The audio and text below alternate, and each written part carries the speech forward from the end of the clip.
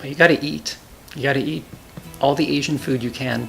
You got to eat the sushi, the congee, the pho, the banh mi, or I guess the pho, the banh mi sandwiches, hot pot. You got to eat everything, and preferably take it to go and eat it on the beach, watching the sunset. No winter, no snow, and water. But that's not 3 words, but that's pretty much how I feel about it. Well, my name's Ethan Adeland. I'm one of the co-founders and managing directors of Food Bloggers of Canada, and originally born in Regina, grew up in London, Ontario, lived in Montreal for about 10 years, and moved out to BC, Vancouver in 2009. Food Bloggers of Canada was started really as a place for people to call home. We didn't really think that Canadian food bloggers had a place, offline or online, to get to know one another and hang out and chat about blogging and just really get to know each other. And so we started it up without really any intention that it would turn into anything more than a couple hours of work a week, and it's turned into a full-time job now.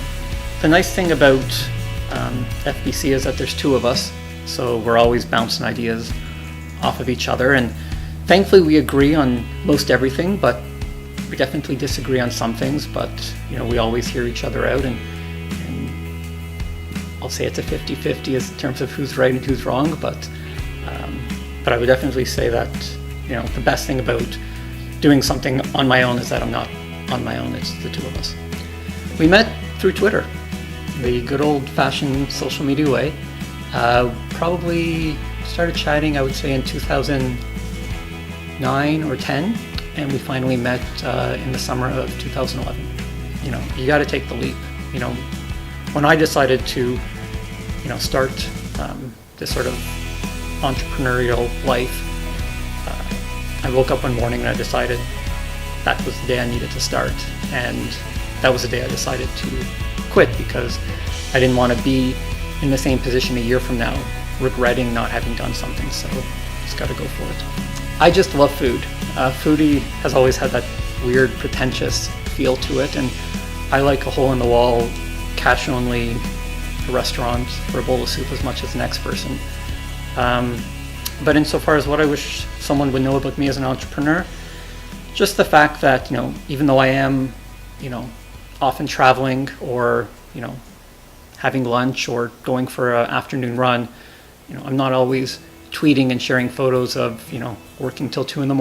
or working on weekends and that sort of thing. So, I'm always on, but I'm always off at the same time.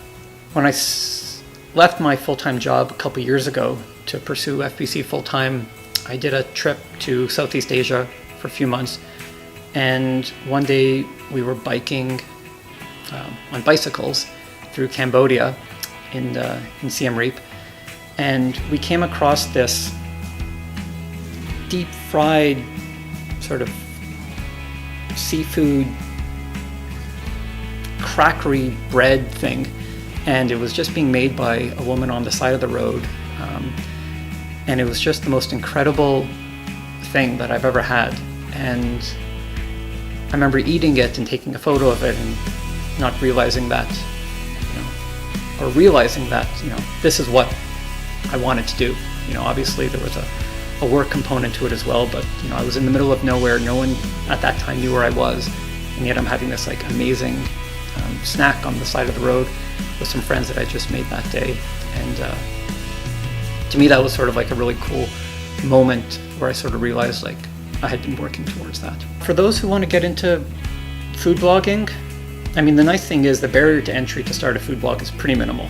You could start one this evening if you wanted to, without much difficulty, but you really just have to put in the time. The people that are in it, to be an overnight sensation, doesn't happen. But if you love it, you'll do it and put in the time and the effort, and just reach out and make those connections and build friends and community from there. You know what? The people around me inspire me.